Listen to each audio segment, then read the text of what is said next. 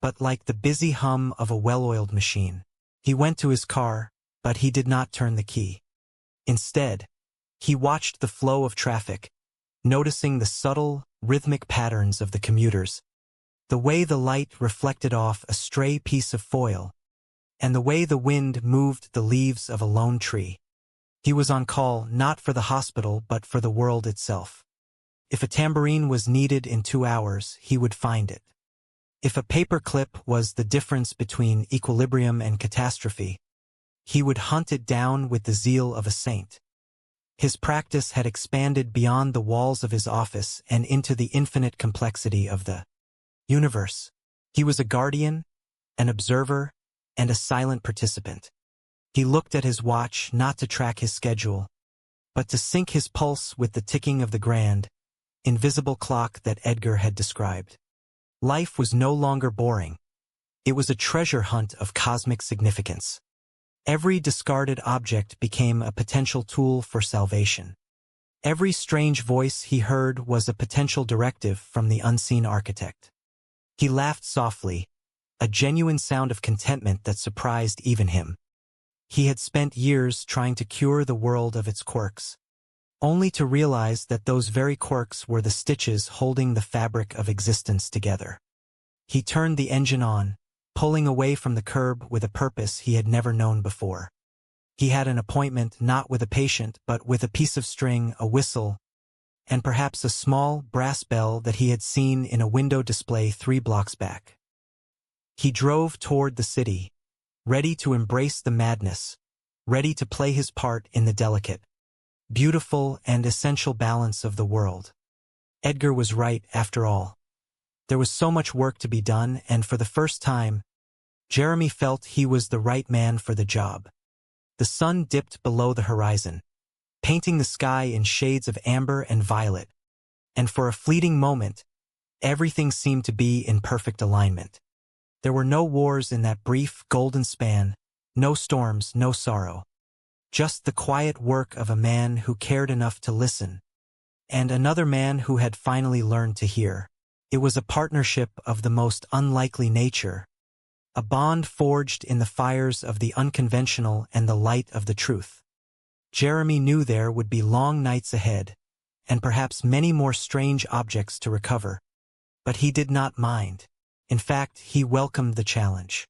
He was a part of the secret machinery now, a cog in the great design that hummed beneath the surface of the ordinary. As he turned the corner, he spotted a discarded shoelace on the sidewalk. He pulled the car over, stepped out, and bent to pick it up, his movements precise and purposeful. The world would not go poof tonight, not on his watch. And for the sake of everyone, he was quite glad for that. The rhythm of his life had changed, shifting into a new, higher frequency, one that resonated with the very stars themselves. He was the caretaker of the small things, the master of the trivial, and the savior of the sublime. His journey had only just begun, and the path ahead was paved with the most extraordinary opportunities to keep the world spinning. He walked back to his car, holding the shoelace like a holy relic, his heart light and his mind clear. He was a doctor of the unseen, a practitioner of the impossible, and he was ready for whatever the universe requested next. The night was young, the world was safe, and the possibilities were as endless as the stars in the night sky. He would check the park, he would look under the bridges, and he would scan the city with a vision sharpened by his new dedication. He was not alone in this task, for he knew that somewhere, perhaps only a few miles away, Edgar was doing the same, perhaps searching for a marble or a rusted key to keep the northern lights from dimming. It was a grand, secret, and beautiful existence, and he wouldn't trade it for all the money in the world. He started the car, the engine purring like a contented cat, and drove off into the darkness, a silent guardian of the earth. The city lights began to twinkle, each one a signal, each one a potential point of balance. And he scanned them all with the keen interest of a man who held the safety of everything in his very hands. He was Jeremy Sinclair, and he was, for the first time in his life, exactly where he was supposed to be. The mystery of the universe was no longer a burden, but a delight to be explored, adjusted, and cherished. He was the master of his own fate, and the guardian of everyone else's. And as the moon rose high above the city, he felt a deep, profound sense of peace. The world was spinning, the gears were turning, and everything was as it should be, perfectly and wonderfully in place. The legacy of Edgar Witherspoon was in good hands, and the story of the Twilight Zone continued, written in the small, seemingly random acts of those who were brave enough to care for the world. He reached his destination, a small, cluttered antique store that was still open, its windows glowing with the promise of hidden treasures. He walked inside, his eyes searching the shelves for the items he needed, his heart beating in time with the needs of the planet. He was a collector now, a seeker, a hero in the most quiet and unassuming way. And he knew that as long as there were people like him, people willing to look for the lost and the broken, the world would never truly go dark. He found the items, paid the shopkeeper with a smile that carried the weight of 1,000 secrets, and stepped back out into the night. He was ready. The balance was held, the night was won, and the future was brighter than it had ever been before. He was a man with a mission that transcended time and space, a mission that mattered more than anything else in the world. And so, he went on, a humble servant of the extraordinary, living his life one adjustment at a time, forever dedicated to the beautiful, fragile, and wonderful world he now called his home. He knew the path would be long, and the tasks would be varied, but he also knew that he would never be bored again.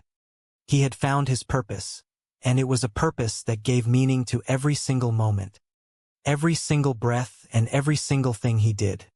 The world was a marvelous place, and he was lucky to be a part of it. The journey continued, and with every step, he felt closer to the heart of everything. He was a traveler, a student, and a guardian, and he would never stop looking for the things that kept the world in balance. The cycle was complete, the harmony was restored, and the story went on, weaving itself into the tapestry of time, a testament to the power of the human spirit. He was Jeremy Sinclair, and he was the guardian of the world, and he was proud of every single second. He looked up at the stars, and for the first time, they seemed to blink back at him, acknowledging his work, his dedication, and his heart. He was a part of the cosmic dance, a dancer in the grand, infinite theater of life. And he would never, ever stop, for he knew that the world was counting on him, and he would not let it down. The night was his, the world was his, and the joy of living was his, and he would cherish every single moment of it. The legacy of Edgar Witherspoon lived on, carried forward by a man who had finally seen the truth, and who was now living his life according to that truth. And the world was all the better for it, spinning along its orbit, safe, sound, and wonderfully, perfectly alive. He was a happy man, a purposeful man, and a man who had finally understood the secrets of the universe. He was a man who lived in the twilight, a man who saw the beauty in the ordinary, and a man who understood that everything, no matter how small, mattered. And that, he realized, was the most important lesson of all. He was Jeremy Sinclair, the guardian of the world, and this was his story, a story that would go on and on and on until the end of time itself. He drove his car through the sleeping streets, a silent sentinel in the dark, his eyes scanning the gutters for a stray bottle cap or a piece of colored glass. He knew the importance of these small things, and he treated each one with the respect of a precious gem. He was not just a doctor. He was a master of the mundane, a curator of the essential,